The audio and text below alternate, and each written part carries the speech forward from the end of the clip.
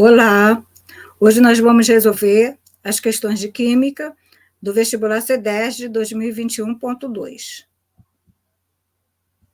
Questão 37. Recentemente, em meio à busca por tratamentos que sejam eficazes no combate à infecção causada pelo coronavírus, a Agência Nacional de Vigilância Sanitária autorizou o uso do medicamento antiviral em pacientes, tornando-se este o primeiro medicamento a apresentar na bula a indicação de uso, e considerado promissor no combate à infecção, apesar do seu alto custo.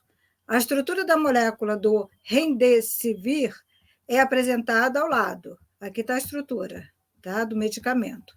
Em relação a essa estrutura, é correto afirmar que, então, ele dá o quê? Ele dá a massa atômica, dois elementos químicos que fazem parte dessa estrutura, desse medicamento.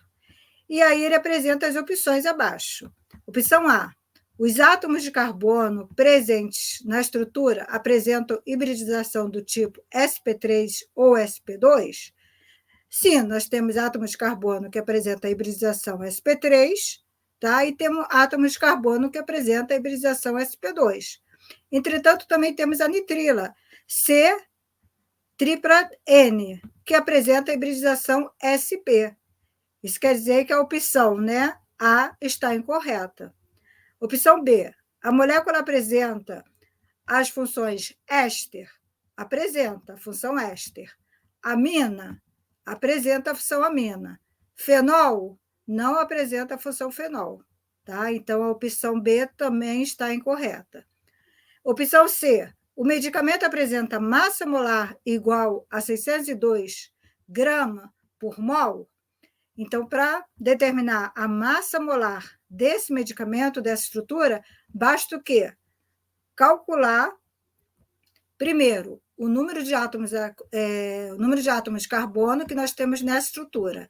Se vocês contarem, o número de átomos de carbono são 27 átomos de carbono. Número de átomos de hidrogênio, 35, de oxigênio, 8, de nitrogênio, 6 e de fósforo, 1. Então, a forma molecular, né, desse medicamento é C27H35O8N6P. Calculando a massa molar, né, desse medicamento, nós encontramos 602 gramas por mol. Isso quer dizer o quê? A partir desses resultados, concluímos que a opção C está correta. Vamos ver a opção D. Há 6 átomos de carbono assimétricos na molécula do Remdesivir? Não, não tem. O que são átomos de carbono assimétrico? Um átomo de carbono assimétrico é um átomo de carbono quiral, que apresenta o quê? Os 4 substituintes diferentes. E se vocês verificarem, né, analisarem a estrutura, né, forma estrutural do medicamento, dessa molécula, vocês vão verificar que ela não apresenta, né, 6 átomos de carbonos quirais. Então, a opção D está incorreta. A única opção correta é a opção C. Vamos agora analisar a questão 38. Questão 38. Suprimentos minerais à base de zinco têm sido muito usados atualmente, em função da divulgação da ação deste medicamento no organismo, com efeito de auxílio no fortalecimento do sistema imunológico.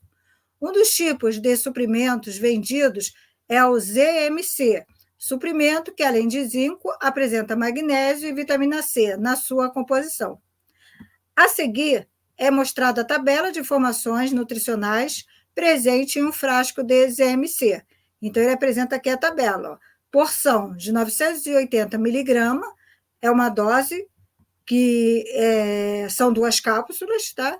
Apresenta zinco, quantidade por dose, 7 miligramas. Então, em 2 cápsulas de zinco, nós temos 7 miligramas de zinco. Magnésio, 260 miligramas, mesma coisa. Em 2 cápsulas, nós temos 260 miligramas de magnésio. Vitamina C, 45 miligramas. Em 2 cápsulas, que equivale a uma dose, temos 45 miligramas de vitamina C. Considerando que zinco metálico puro reagiu completamente com 200 ml de solução 1 molar de ácido clorídrico e que todo o íon zinco resultante após tratamento adequado para eliminação de impurezas foi usado para a produção de frascos de ZMC com 90 cápsulas cada um, com a composição citada na tabela acima, a quantidade máxima de frascos que se pode produzir é... Então, o que ele quer saber? Ele quer saber, com zinco, né, que nós temos, né, que reagiu completamente com ácido clorídrico, quanto você consegue produzir de frascos, né? Em cada frasco, ele diz que tem que ter 90 cápsulas, com a composição dada na tabela acima. Então, como é que nós vamos resolver? Primeiramente, tá? Ele deu a massa molar, né, do ácido clorídrico, 1 mol por litro, 1 molar, tá? Então, nós vamos o quê? Determinar a massa do ácido clorídrico, tá? Nessa concentração. Então, temos que a concentração molar do ácido clorídrico é 1, que ele deu aqui no enunciado, a massa molar do ácido clorídrico, 36,5, ó, cloro, 35,5, mais 1 de hidrogênio, 36,5, tá? E o volume? O volume ele deu quanto foi utilizado dessa solução de ácido clorídrico, tá? Que reagiu completamente com zinco metálico, 200 ml. Temos que passar para litro, né? Dividir por 1.000, 0,2 litros. Então, a massa de HCl igual 7,3 gramas. Como ele falou que reagiu completamente, nós vamos o quê? Montar a equação. Então, zinco sólido, que é zinco metálico, mais 2 mol de HCl vai formar cloreto de zinco, 1 mol de cloreto de zinco, mais 1 mol de gás hidrogênio. Então, o que nós temos? 1 mol de zinco metálico reage com 2 mol de HCl. 1 mol de zinco metálico apresenta quanto em massa, né, em grama? A massa atômica do zinco, 65,4 gramas. E a massa em 2 mol de HCl. 1 mol de HCl eu tenho 36,5. 2 mol vai ser 2 vezes 36,5. Então, 2 mol de HCl eu tenho 73 gramas. Quanto eu tinha em massa de HCl nessa solução, né? Em 200 ml, 1 molar, eu tenho o quê? 7,3 gramas. Então, quanto eu vou ter de zinco, né? 6,54 gramas de zinco. Então, 6,54 gramas de zinco vai reagir completamente, né, com 7,3 gramas de HCl, de ácido clorídrico, tá? A partir daí, nós vamos determinar o quê? A massa, né, de uma cápsula, né, de zinco. Ele diz o quê? 2 cápsulas, eu tenho quanto em massa de zinco? 7 miligramas. Então, em uma cápsula, eu vou ter o quê? 3,5 miligramas. Então, a massa de zinco por cápsula vai ser igual a 3,5 miligramas. Eu passo para grama. Então, é só dividir por 1.000, tá? Então, o número de cápsulas que eu vou ter o quê? Nessa massa de zinco aqui, tá? Que reagiu completamente com essa solução, com 200 ml, né, dessa solução de HCl. O número de cápsulas de zinco vai ser a massa dividido pela massa de uma cápsula de zinco, tá? Então, eu vou ter o quê? 1.868,57 cápsulas nessa massa de zinco aqui, em 6,54 gramas de zinco, tá? Agora, eu vou partir para determinar o número de frascos. Então, o número de cápsulas que eu tenho, que eu consigo, né, obter, tá? Nessa massa de zinco, é 1.868,57 cápsulas, tá? Como ele quer que cada frasco tenha 90 cápsulas, eu pego esse número de cápsulas, né, total, divido por 90. Eu vou achar o quê? 20 frascos, 20,76, aproximadamente 20 frascos. Então, a resposta correta é a opção A, certo? Então, o que eu fiz? Determinei primeiro a massa de HCl, tá? Em 200 ml de uma solução de HCl 1 molar.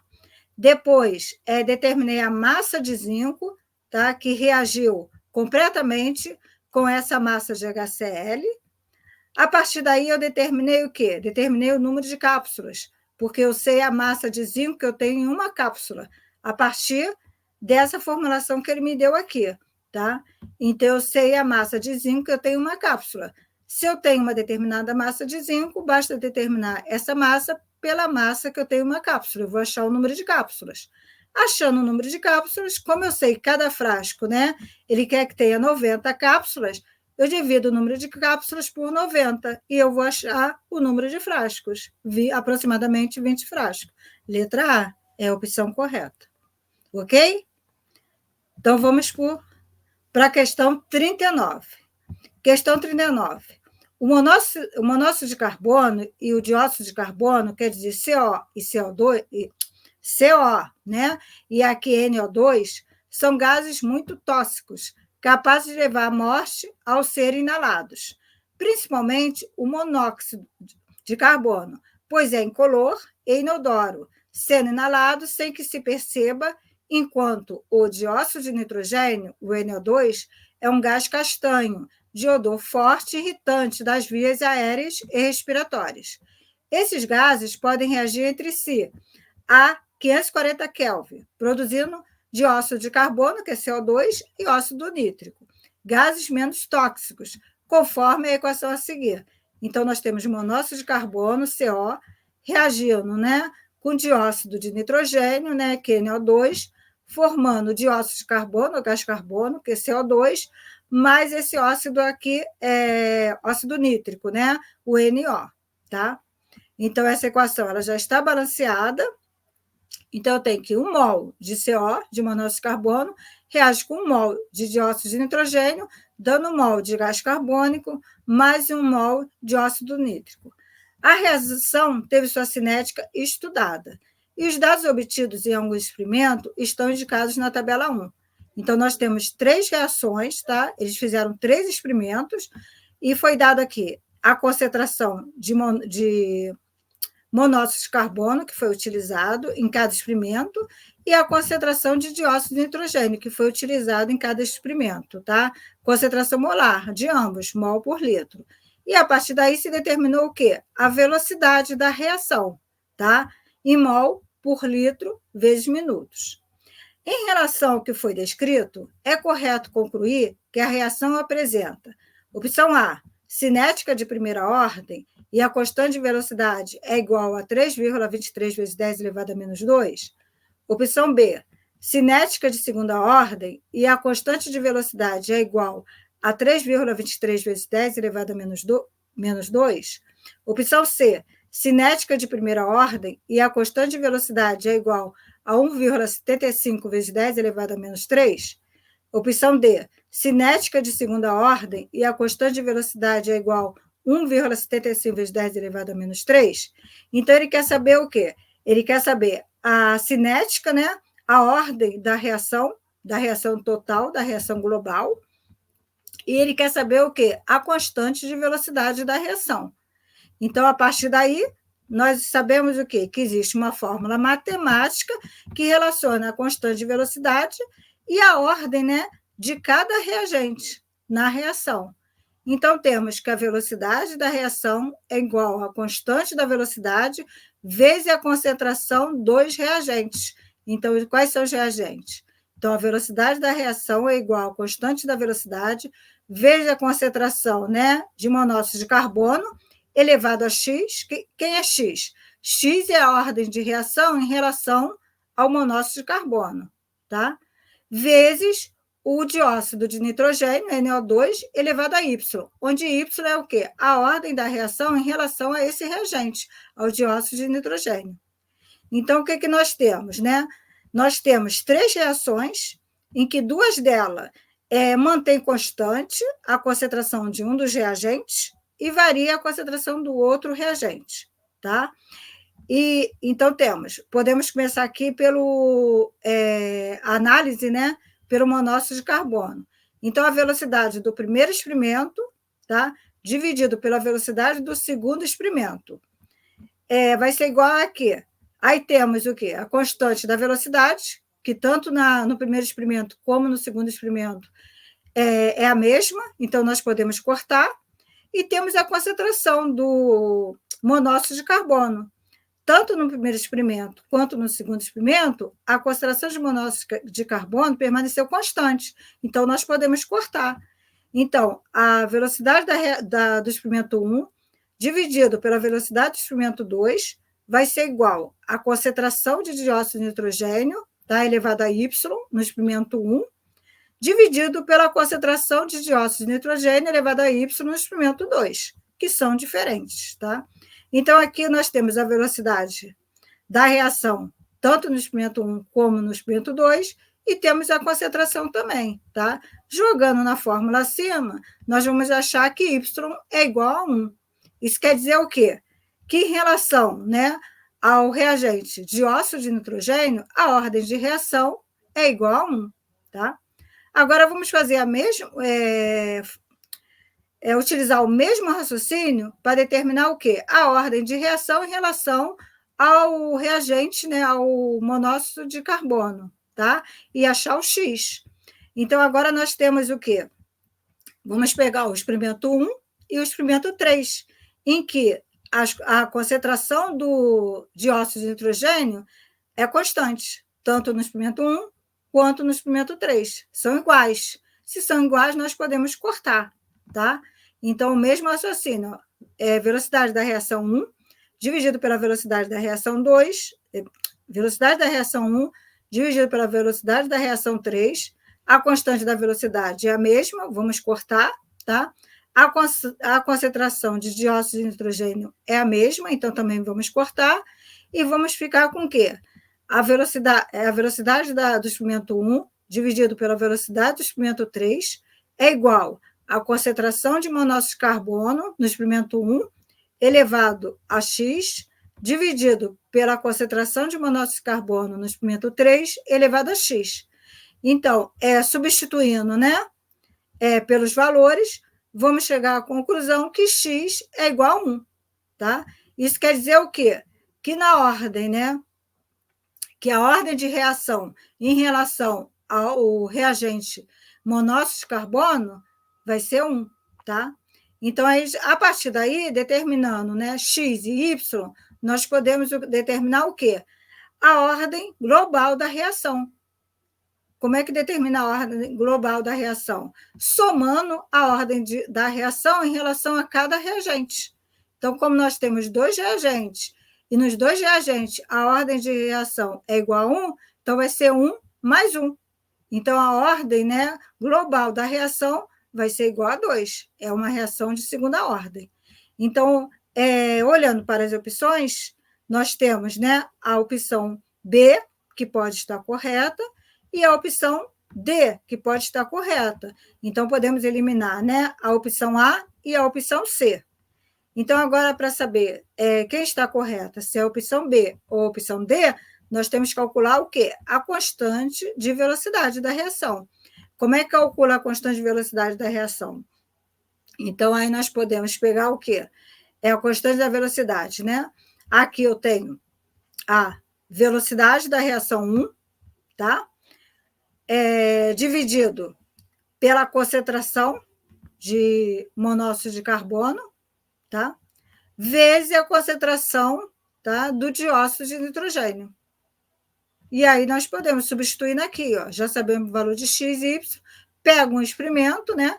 Então, a velocidade do experimento 1, tá? Não, a constante de velocidade vai ser igual à velocidade do experimento 1 dividido pela concentração de monóxido de carbono elevado a 1, vezes a concentração de dióxido de nitrogênio elevado a y. E aí eu calculo a constante de velocidade. A constante de velocidade é igual a 3,23 vezes 10 elevado a menos 2 litros, né? Por mol. Então, 3,23 vezes 10 elevado a menos 2, mol elevado a menos 1, vezes litro, vezes minuto elevado a menos 1. Então, a partir desses resultados, nós chegamos à conclusão que a opção correta é a letra B, é a opção B, tá? A opção B é a opção correta. Então, a cinética, né, é de segunda ordem, tá? A reação apresenta cinética de segunda ordem global, e a constante de velocidade é igual a 3,23 vezes 10 elevado a menos 2. Questão 40.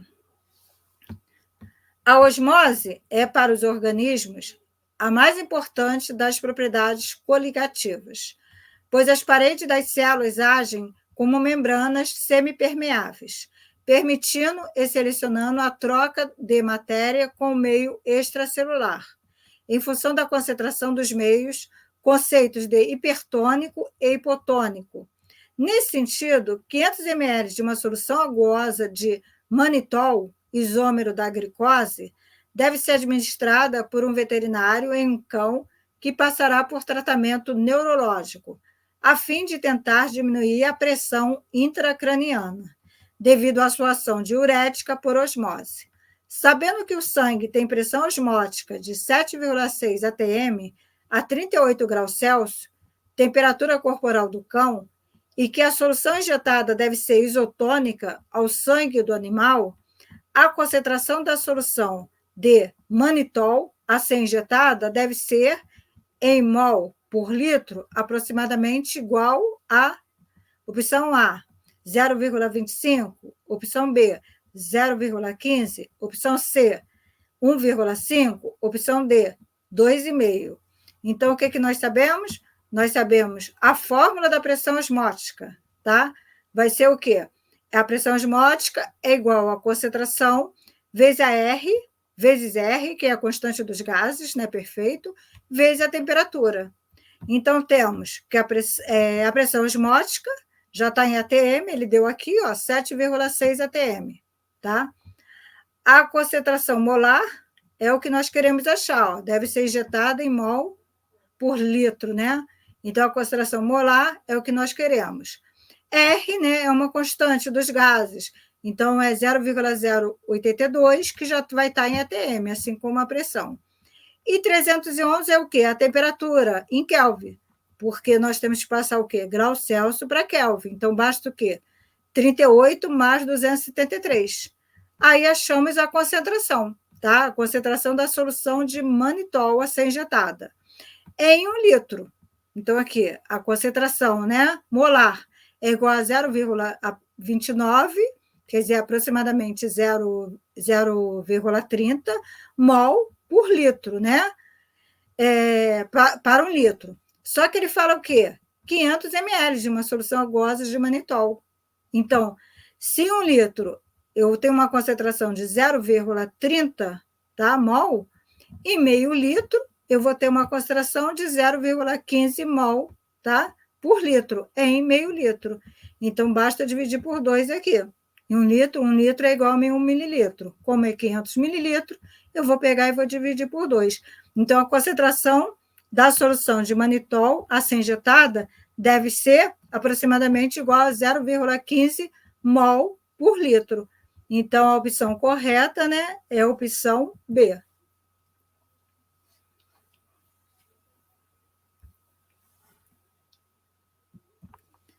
Questão 41. A questão 41 é uma questão teórica, tá? E uma questão relativamente simples, tá? Basta você saber alguns conceitos. Então, a questão 41. O segundo postulado da teoria atômica de Dalton estabelecia que átomos de um mesmo elemento químico são idênticos e iguais em peso. Por mais de um século, essa concepção foi hegemônica, o que levou a um problema, aparentemente sem solução, relacionado à determinação das massas atômicas dos elementos químicos, cujos valores variavam de um experimento para outro. O surgimento da espectrometria de massas no início do século XX solucionou o problema com a grande contribuição de Francis Ashton, que recebeu o Prêmio Nobel de Química em 1922. A técnica analítica consiste em separar íons no estado gasoso por meio da relação massa-carga de átomos e moléculas. Tal ferramenta permitiu a determinação precisa das massas atômicas dos elementos. Então, ele quer saber o quê? O desenvolvimento da espectrometria de massas levou à confirmação da existência dos, opção A, isótopos, que são átomos de um mesmo elemento que possuem diferentes números de nêutrons, tendo, assim, relação carga e massa diferentes. Opção B, isótonos. Opção C, isóbaros. Opção D, isoeletrônicos. Então, para poder resolver essa questão, né, teórica, saber qual opção que está correta, basta nós sabermos a definição de isótopos, isótonos, isóbaros, isoeletrônicos, e, em função disso, analisar cada opção. Então, temos aqui, ó, isótopos. São átomos que apresentam o mesmo número atômico, né, por pertencer ao mesmo elemento químico, mas diferentes números de massa. Então, pertence ao mesmo elemento químico que possui o mesmo número atômico. Tem diferente número de massa. Então, terá o quê? Diferente número de nêutrons, uma vez que o número de massa vai ser igual ao número atômico mais o número de nêutrons. Tá? Então, se tem diferente número de massa e o mesmo número de atômico, vai ter diferente número de nêutrons. Então, opção A, isótomos que são átomos de um mesmo elemento, correto, que possuem diferentes números de nêutrons, correto, tendo assim relação carga-massas diferentes, também está correto. Opção B, isótonos. O que são isótonos? São átomos que apresentam o mesmo número de nêutrons, porém diferentes números atômicos e de massa, então não pertencem ao mesmo elemento. Então, isótomos, que são átomos de um mesmo elemento, está incorreto, que possuem o mesmo número de nêutrons, tá? Tendo assim relação carga-massa diferente. Então, essa opção B está incorreta, porque são átomos de elementos diferentes. Isóbaros. O que são isóbaros? São átomos que apresentam o mesmo número de massa e diferente número atômico. Como eles possuem números atômicos diferentes, eles pertencem a elementos químicos também diferentes. Portanto, apresentam propriedades químicas e físicas distintas, diferentes também. Então, isóbaros são átomos de um mesmo elemento. Está incorreto. São átomos de elemento diferente. Aqui, ó. Eles possuem número atômico diferente, pertencem a elementos químicos diferentes também, tá? Que possuem o mesmo número de massa, tendo assim relação carga-massa diferente. Opção C está incorreta. Opção D, isoeletrônicos. O que são isoeletrônicos? Duas ou mais entidades moleculares são descritas como sendo isoeletrônicos entre si, se têm o mesmo número de elétrons, ou a mesma configuração eletrônica e a mesma estrutura, independentemente da natureza dos elementos envolvidos. Então, pode ser elementos idênticos ou elementos diferentes, tá? Então, os eletrônicos são átomos ou íons de um mesmo elemento, não necessariamente, então a opção está incorreta, que possui o mesmo número de elétrons, tendo assim relação carga-massas diferentes. Então, a única opção, né, que está correta, a partir, né, dessa análise, é o quê? É a opção A. Isótopos são átomos de um mesmo elemento, correto, que possuem diferentes números de nêutrons, tendo assim relação carga-massa diferente. Então, a opção correta é a opção A.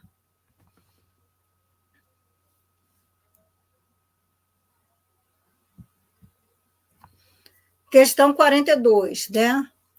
O luminol é muito utilizado em perícias criminais, a fim de identificar a presença de sangue em locais de crimes contra pessoas, mesmo que o local tenha sido lavado, sendo uma ferramenta muito útil no auxílio ao trabalho pericial.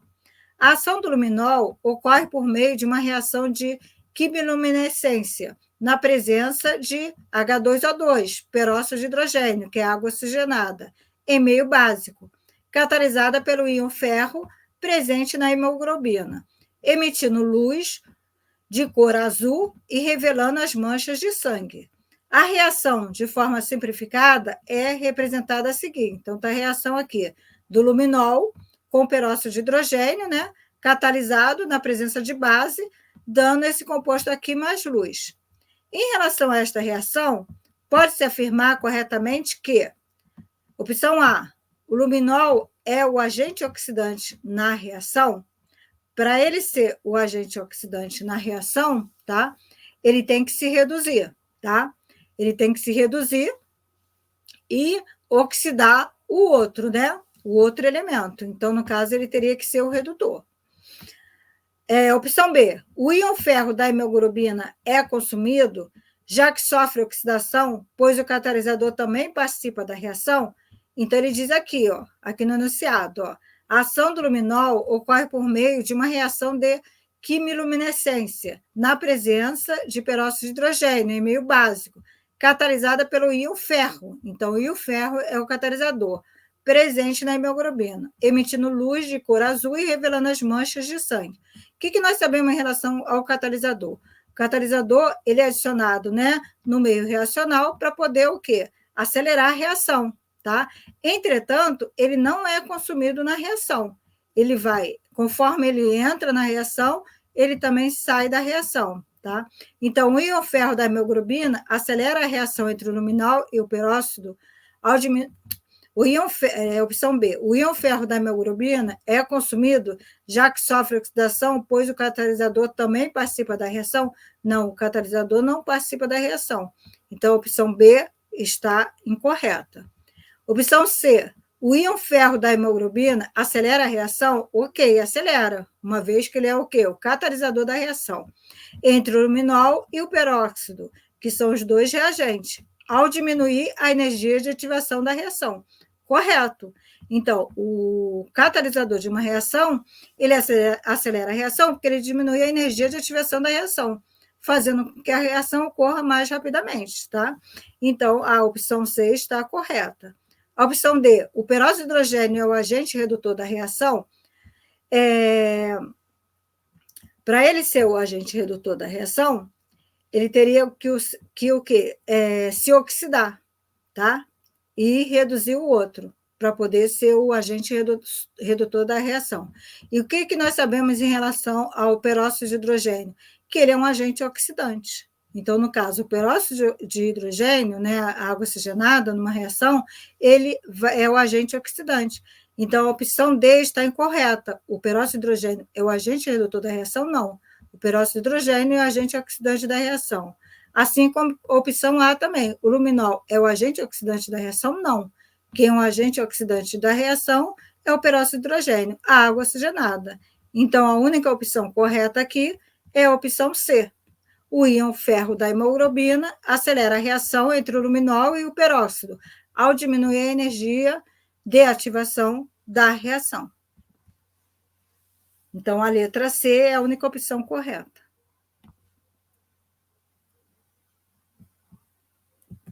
Obrigado. Gostaram? Curte, se inscreva no canal e até a próxima.